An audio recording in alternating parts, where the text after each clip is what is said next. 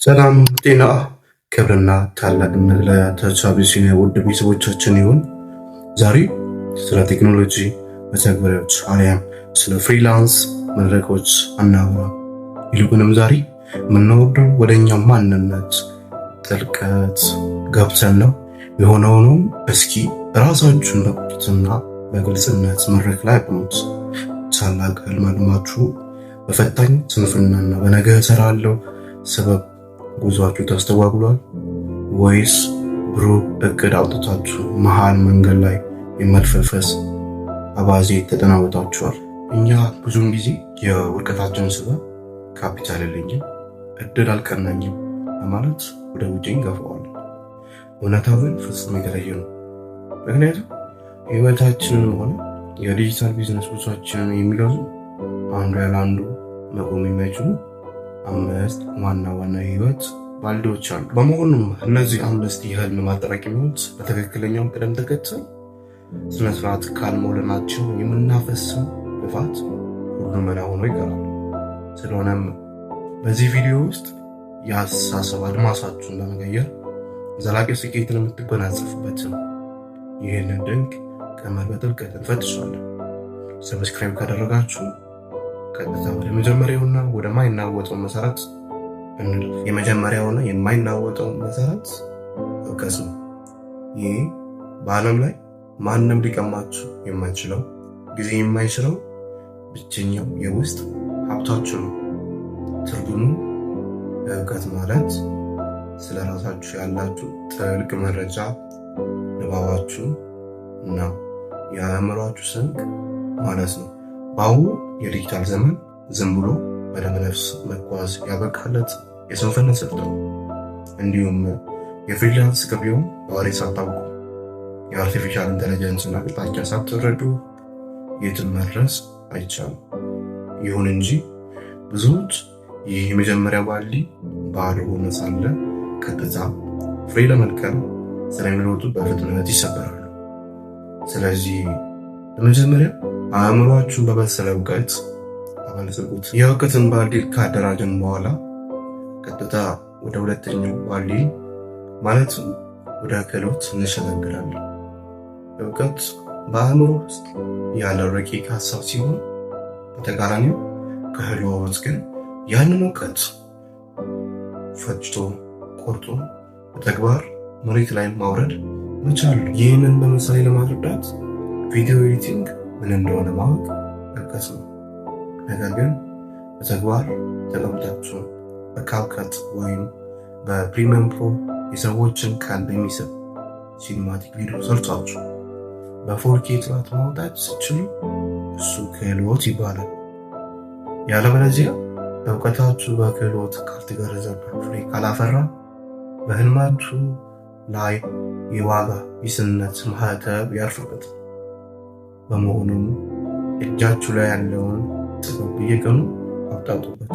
ክህሎቱ ከተገኘ በኋላ ደግሞ ወደ ሶስተኛው ወሳኝ ደረጃ ማለትም ወደ ማህበራዊ ትስስር መረብ እንሸጋገራለን። እውቀትና ክህሎት ካካበታችሁ በኋላ በቀጣይነት ያንን ውድ ጥበባችሁን የሚፈልጉ ሰዎችን ማግኘት መቻል አለባችሁ። ለዚህም ነው በዓለም ላይ ዩር ኔትወርክ ኢዝ ዩር ኔት ወርዝ፣ የሰዎች ትስስራችሁ የኪሳችሁን ክብደት ይወስነዋል የሚባለው። ፍሪላንስ ላይ ከሆናችሁ ከባህር ማዶ ደንበኞቻችሁ ጋር የምታደርጉት ፕሮፌሽናል ግንኙነት በተመሳሳይ መልኩ በሀገር ውስጥም ሆነ ከቢዝነስ አጋሮቻችሁ ጋር የምትፈጥሩት ታማኝነት ይህንን ባልዲ ይሞላዋል። ያላግባብ ክህሎታችሁ ድንቅ ቢሆን እንኳ በጓዳ ከተሸሸገ ማንም አያውቃችሁ። ስለዚህ የትስስር መረባችሁን በብልሃት አስፉት። ከእነዚህ 3 ደረጃዎች ስንሸጋገር ወደ አራተኛው ባልዲ ማለትም ወደ ሀብት ወይም ፋይናንስ እንመጣለን። የሚያስገርመው ግን አብዛኛው ሰው መጀመሪያ እንዲሟላለት ሌሊትና ቀን የሚለፋው ለዚህ ለአራተኛው ባልዲ ነው። ሆኖም ግን የህይወት ህግ ተገላቢጦሽ ነው። የመጀመሪያዎቹ 3 ባልዲዎች ማለትም በእውቀት ክህሎትና ማህበራዊ ትስስር ሳይሟሉ ይህ አራተኛው ባልዲ በምንም ታምር ሊሞላ አይችልም። ምናልባት በድንገት ቢሞላ እንኳን መሰረት የሌለው መልሶ መፍረስ የማይቀር ነው። በተቃራኒው ሶስቱም ባልዲዎች በጽናት ከሞላናቸው አራተኛው ባልዲ በተፈጥሮ ሕግ በራሱ ጊዜ እየፈሰሰ ወደ እናንተ ይመጣል።